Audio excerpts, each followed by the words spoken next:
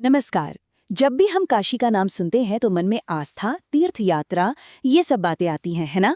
पर क्या हो अगर कोई कहे कि ये सिर्फ एक शहर नहीं है बल्कि एक बहुत ही सोच समझकर बनाई गई आध्यात्मिक मशीन है? तो आज हम विश्वास से एक कदम आगे बढ़ेंगे और काशी के पीछे के विज्ञान को समझने की कोशिश करेंगे। वो विज्ञान जो ऊर्जा और चेतना के नियमों पर काम करता है।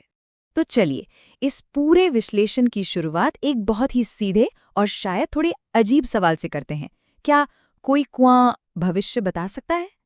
मतलब सुनने में तो ये बिल्कुल किसी कहानी जैसा लगता है ना?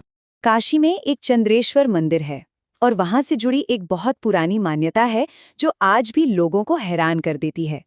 कहा जाता है कि अगर किसी को उस मंदिर के कुएं में अपनी परछाई न दिखे तो इस धरती पर उसका समय सिर्फ 40 दिन का बचा है। सोचिए, एक ऐसी बात जो मौत के रहस्य को सीधे सीधे एक टाइमलाइन से जोड़ देती है। तो सवाल ये उठता है, क्या ये सिर्फ एक अंधविश्वास है, एक सुनी सुनाई बात, या फिर इस प्राचीन मान्यता के पीछे कोई गहरा वैज्ञानिक तर्क भी छिपा हुआ है?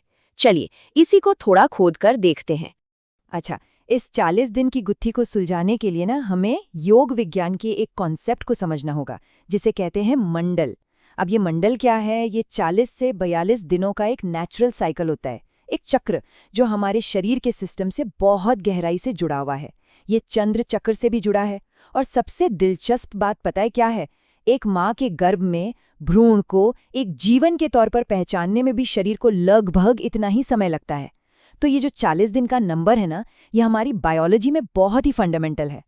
तो थियरी ये है कि वो कुआं शायद कोई जादुई चीज नहीं था, बल्कि एक बहुत ही सेंसिटिव, एक प्रतिष्ठित मतलब कॉन्सेक्रेटेड इंस्ट्रूमेंट था। एक ऐसा यंत्र जो किसी इंसान के शरीर के एनर्जी साइकिल्स में हो रहे बहुत ही बारीक सटल बदलावों को पढ़ सकता था। जरा सोचिए, पुराने जमाने में जब लोग अपना आखिरी समय काशी में बिताने आते थे तो उनके लिए ये जानना कि उनके पास कितना वक्त बचा है, ये उनकी आध्यात्मिक तैयारी के लिए कितनी बड़ी जानकारी रही होगी। लेकिन काशी का विज्ञान सिर्फ एक इंसान या एक कुएं तक ही सीमित नहीं है। नहीं, ये तो पूरे के पूरे शहर की बनावट में, उसके आर्किटेक्चर में समाया हुआ है। तो चलिए अब इस शहर की अनोखी एनर्जी आर्किटेक्चर को समझते हैं। जब ये सृष्टि बननी शुरू हुई तो सबसे पहले क्या बना? सद्गुरु समझाते हैं कि जब जो अनमैनिफेस्ट था, जो अव्यक्त था, उसने खुद को व्यक्त करना यानी मैनिफेस्ट करना शुरू किया, तो सबसे पहला जो फॉर्म बना वो था एक एलिप्सॉइड, एक अंडाकार आकृति। और इसी सबसे पहले सबसे मूल फॉर्म को लिंग कहते हैं। लिंग शब्द का मतलब ही है मूल रूप। तो लिंग सिर्फ एक सिंबल, एक प्रतीक नहीं है। असल में ये ऊर्जा को लंबे समय तक होल्ड करने के लिए एक साइंटिफिकली डिजाइन किया गया शेप है, जो क्रिएशन के सबसे पहले फॉर्म पर आधारित है। 33 फीट ये सिर्फ एक नंबर नहीं है, ये एक दूरी है, एक ऐसी संख्या जो काशी के फिजिकल और स्पिरिचुअल यानी भौतिक और आध्यात्मिक डायमेंशन को अलग करती है और यहीं काशी के सबसे गहरे रहस्य का दरवाजा खोलती है।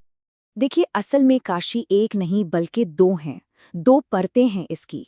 एक तो है फिजिकल काशी, जिसे हम सब देखते हैं, मंदिर, घाट, गलियां, इमारतें। लेकिन जो असली काशी है वो एक बहुत ही कॉम्प्लेक्स एनर्जी सिस्टम है जो जमीन से 33 फीट ऊपर मौजूद है। ये जो नीचे की बिल्डिंग्स है ये तो बस उस ऊपर वाली एनर्जी सिस्टम को सपोर्ट देने के लिए एक ढांचा है। तो फिर इस कॉम्प्लेक्स एनर्जी सिस्टम का, इस 33 फीट ऊपर मौजूद असली काशी का एक आम इंसान के लिए, एक साधक के लिए क्या मतलब है? इसका मकसद क्या है? अक्सर लोग सोचते हैं कि काशी जाने से स्वर्ग मिलता है, पर इसका असली उद्देश्य वो है ही नहीं। काशी स्वर्ग जाने का कोई डेस्टिनेशन नहीं है, बल्कि ये मुक्ति पाने का एक जबरदस्त टूल है, एक उपकरण। और मुक्ति का मतलब क्या? जीवन और मृत्यु के साइकिल से, इस चक्र से परे चले जाना। इस बात को समझने के लिए एक बड़ी अच्छी एनालॉजी है। सोचिए, अगर कोई नदी में कूद जाए तो क्या होगा? वो बहाव के साथ ही बहेगा, जिधर नदी ले जाएगी उधर जाएगा। ये है प्रकृति का रास्ता। लेकिन इंसान ने क्या किया? उसने मोटर बोट बनाई ताकि वो बहाव के खिलाफ भी जा सके, अपनी मर्जी से। आध्यात्मिक प्रक्रिया बिल्कुल इसी तरह अपनी दिशा खुद तय करने के बारे में है। जैसा कि सद्गुरु कहते हैं, मुक्ति का सीधा सा मतलब है कि किसी की दिशा, नेचर या प्रकृति की मजबूरियां तय नहीं करती, बल्कि वो व्यक्ति खुद अपनी दिशा तय करता है। ये अपनी किस्मत को, अपनी डेस्टिनी को अपने हाथों में लेने जैसा है। और ये पूरी बात हमें वापस एक सवाल पर ले आती है, लेकिन एक नए अंदाज में। अगर काशी अपनी दिशा खुद तय करने का एक टूल है, तो सवाल ये है कि हमारी अपनी जिंदगी की दिशा कौन तय कर रहा है? क्या हमारी आदतें, हमारे हालात हमें नदी की तरह बस बहाए लिए जा रहे हैं, या हम होश में रहकर कॉन्शियसली अपनी मोटरबोट खुद चला रहे हैं? इस पर सोचिएगा जरूर।